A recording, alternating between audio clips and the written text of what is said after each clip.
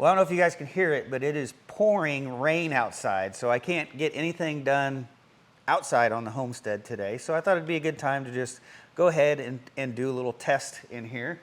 And I want to see if the 12,000 XP can actually run my house. Before I go to the effort of reinstalling and redoing everything, I want to make sure it works first. So what we're going to do is we're going to run a 50 amp circuit from the 12,000 XP over to my generator inlet, and then switch the interlock and let this take over, run the house. Now this 12,000 XP, it does make 50 amps on its own. It can pass through 100 amps from the grid, but I want to see if it'll actually run the whole house, you know, by itself. So out here on the porch, this is my 50 amp generator inlet. That's what we're going to be plugging into today. And it's out here so that I could just have a regular gas generator, but I also got a 20 kilowatt generator that fits on my tractor, and I can back the tractor up here and power the house that way. But today we're going to do it from the 12,000 XP. There we go. So the generator inlet, that's actually a special plug-in right there. It's a special twist lock, but on the other end it's just a regular 50 amp connection. So I'm going to go plug that into the 12,000 XP, then we'll switch the interlock. So off the 12,000 XP, I do have two breaker panels here. This one is off of the smart load of the inverter, and it won't be turned on today because there's no sun. And this is the regular output, or the regular load panel from the 12,000 XP. We're just going to plug in to a 50 amp outlet on here. So we're here in the solar power room. Sorry, it's a little bit echoey in here, but this is where all of my backed up loads or critical loads, they all start here. So from this panel, it does power a few things here in the garage, like garage door openers. We've got 3 deep freezes and then a few other outlets. And then this goes from here over and powers the house. So all I need to do is switch this interlock in here and we'll be running off the 12,000 XP.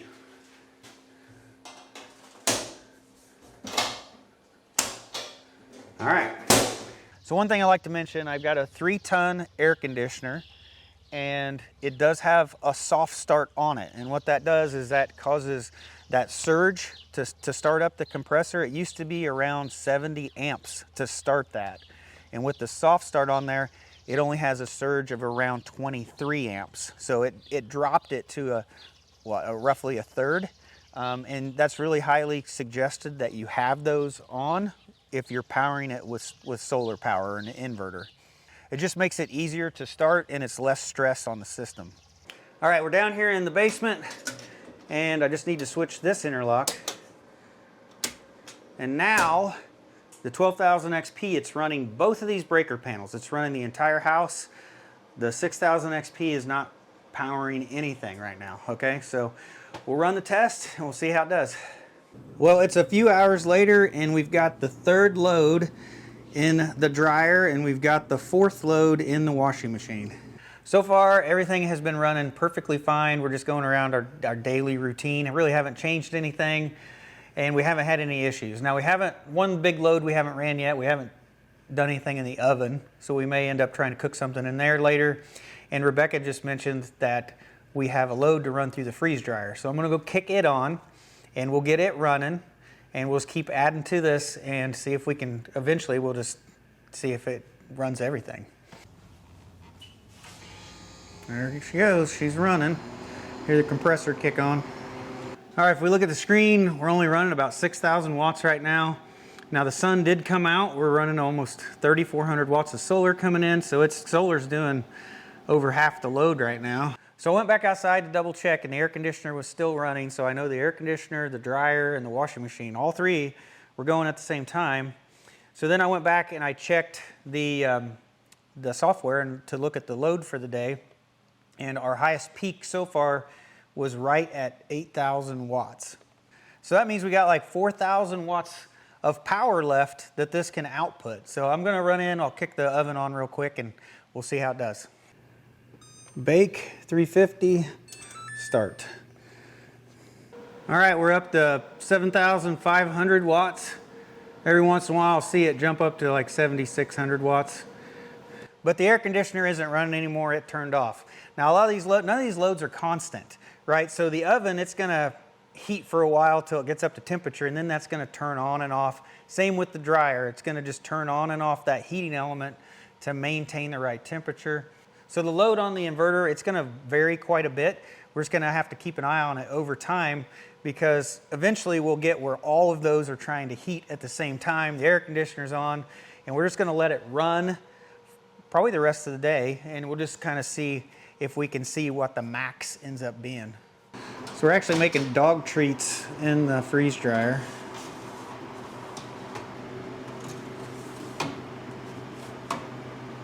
All right, I just kicked it on, so the freezer is running, and now under here there's actually a vacuum pump that runs, so it's fully running now.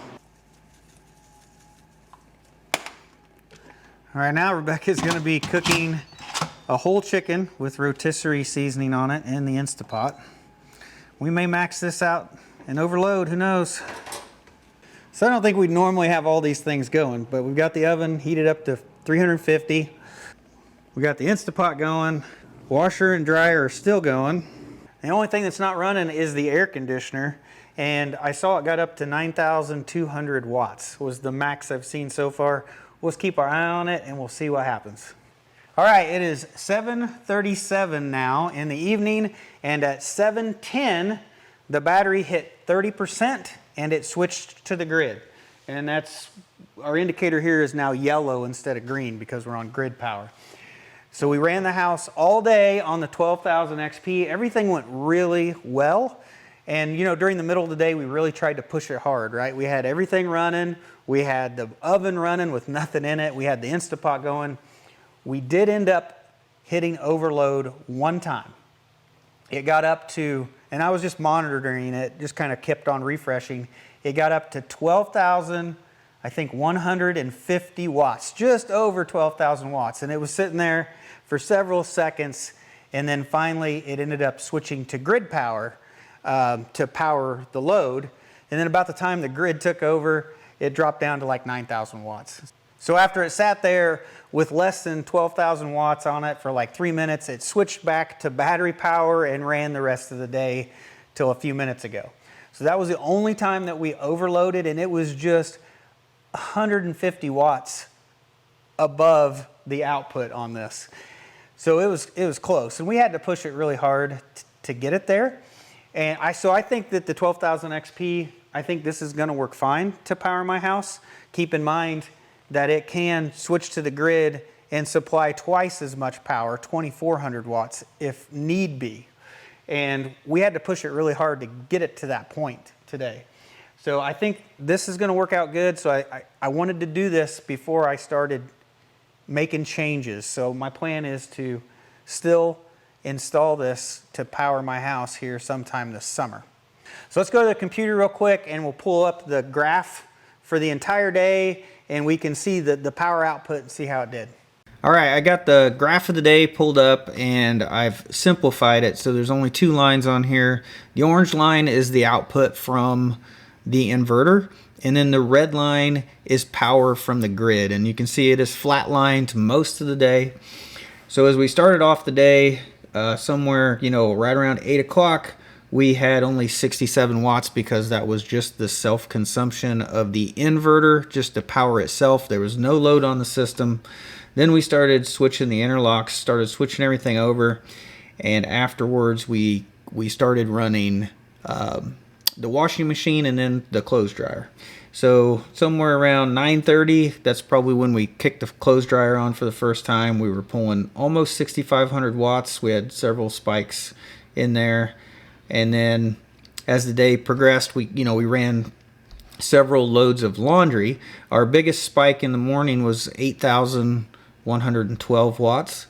And then about 12:15, that's when we decided to start adding more stuff to it. That's when we kicked on the freeze dryer. And then after that, I ended up kicking on the oven. And then my wife kicked on the Instapot. So after she kicked on the Instapot, we ended up having a spike of 9,231 watts.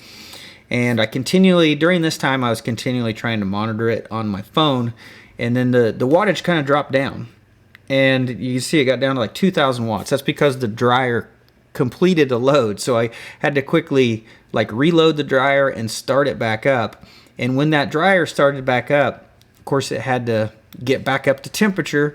And that's when we got to the point where we were above 12,000 watts, 12,150 watts. Then it switched to the grid. And it's funny, when it switched to the grid, it only shows 8,000 watts. That's because that spike was really short and it didn't capture it, because it only captures every 5 minutes on this graph.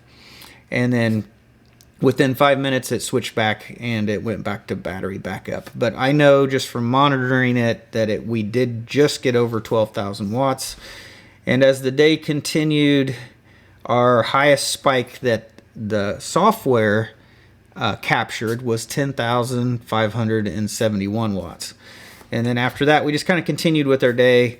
And most of this that you see here, these cycles, some of that might be the dryer, but as the day continues on, these later cycles are probably the air conditioner kicking off. You can see that kicks off almost every half an hour, the air conditioner kicks on. And then finally, here we are at like 7:10 at night, and it switched to the grid because the battery got too low.